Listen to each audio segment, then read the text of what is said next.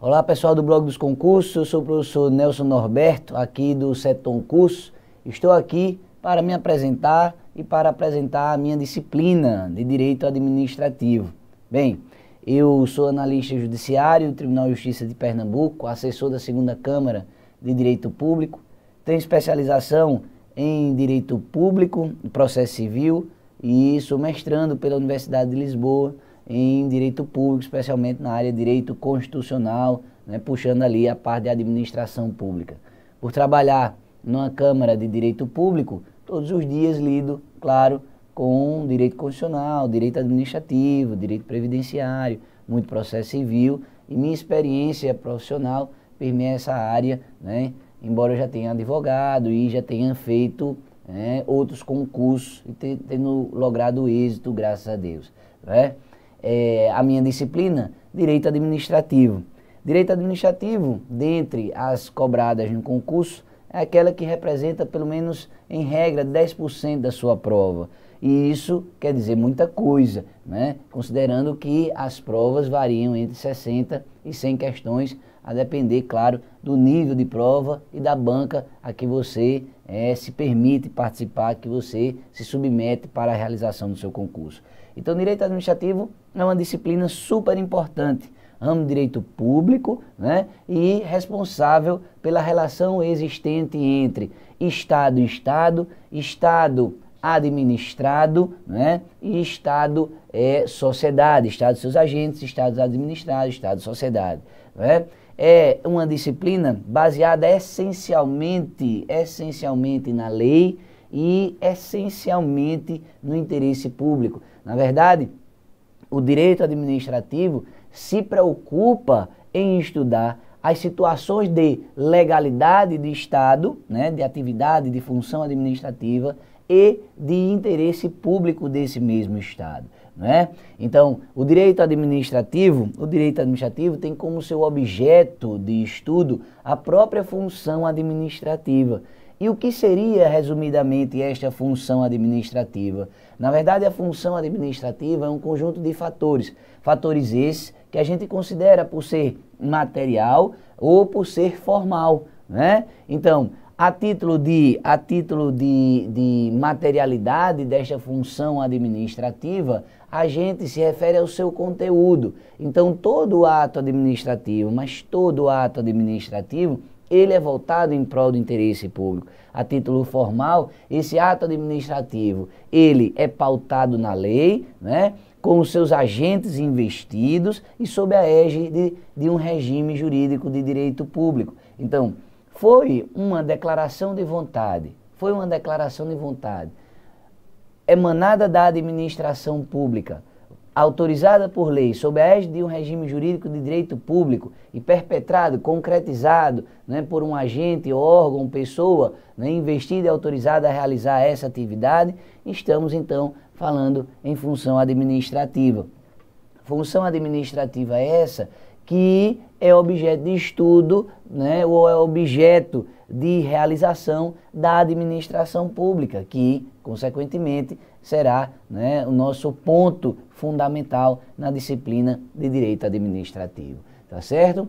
Veja, quando a gente se refere à administração pública, eu costumo dizer que os conceitos de administração pública e de função administrativa, eles são bem coincidentes, eles se confundem, Por quê? Porque, na verdade, a administração pública vai ser um conjunto desses órgãos, desses agentes e dessas pessoas que, sob a égide de um regime jurídico de direito público, realizará essa atividade administrativa, essa atividade voltada em prol do interesse público. Tá certo? Uma administração pública que não é solta, uma administração pública que não é arbitrária, ou que pelo menos não pode ser arbitrária, uma administração pública que é presa e deve ser totalmente amarradinha ao princípio da legalidade, Um dos princípios basilares de administração pública, disposto lá no caput do artigo 37 da Constituição Federal, que diz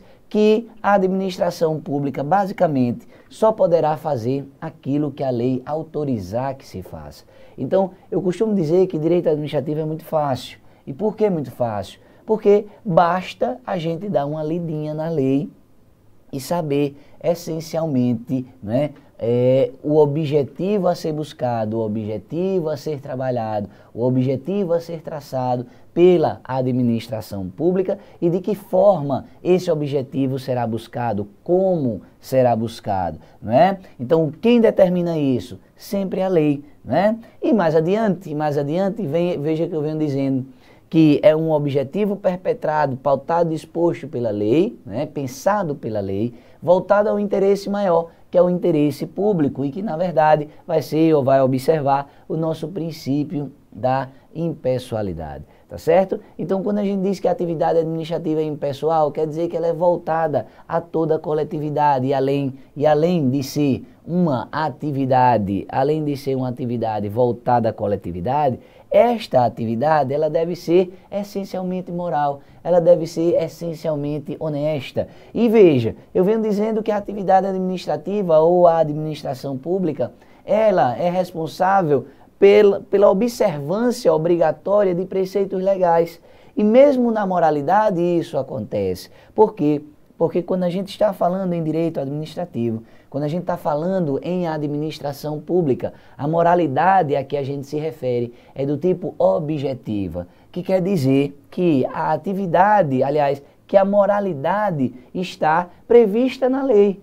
Se o agente da administração pública faz aquilo que a lei autoriza, então a sua declaração, né, a sua concretização de atividade é essencialmente e objetivamente moral, não é? Então, se o agente da administração pública faz aquilo que a lei determina que se faça, então a atividade é presumivelmente moral, tá certo? Ah, mas e professor, e quando a lei não diz nada? Ora, quando a lei silencia, quando a lei não diz como a atividade administrativa deve ser realizada, ou como a administração pública realizará esta atividade, então a administração pública não vai poder se manifestar, não vai poder fazer, não vai poder agir. O que é um pouquinho diferente, né, da relação entre privados, em que se a gente não tem um proibitivo, né, se a gente não tem nada que venha a dispor acerca daquela situação jurídica, então a gente pode fazer. Na administração pública é um pouco diferente. Se a gente não tem um dispositivo, se a gente não tem um instrumento normativo que trate daquele aspecto, então certamente a gente não pode fazer, tá? Tem algumas discussões a respeito desse prazo, até que ponto o silêncio administrativo, né, ele dá ensejo a uma situação ilegal para fins de controle, né? Mas, em regra, uma vez questionada a administração pública, deve ela se manifestar dentro de um prazo razoável, né, que não venha a ferir esses direitos buscados ou pretendidos à sua concretização, tá?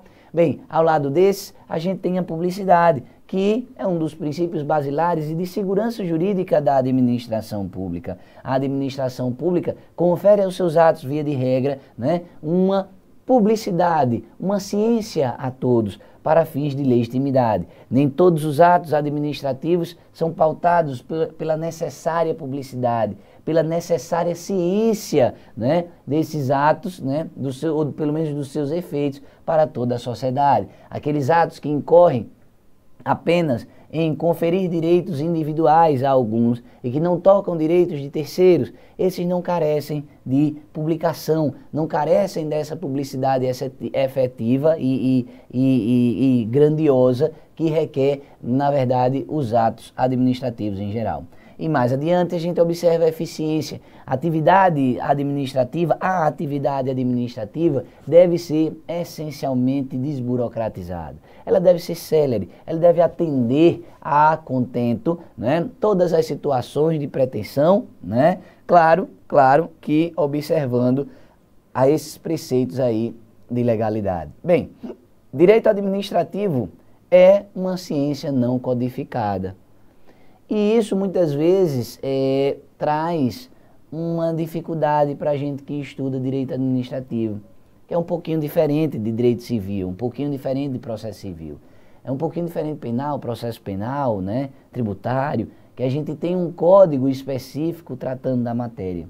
Na verdade, a gente até vê aqueles vademecums, né, com um compêndio de leis, né, um conjunto de leis, mas aquele não é um código de direito administrativo. Né? A gente tem ali um conjunto de leis que tocam a administração pública e por essa razão a grande dificuldade de se estudar direito administrativo. Então, geralmente a gente recorre à doutrina, que é uma das fontes primárias, né, do nosso direito administrativo, né? Depois da lei, a gente recorre à doutrina, tá certo? E aí, além, claro, dessa doutrina, a gente observa, né, essas questões mais específicas, especialmente se tratando de concursos públicos diversos, né? Porque cada concurso público irá certamente cobrar pontos específicos a respeito da ciência do direito administrativo, né?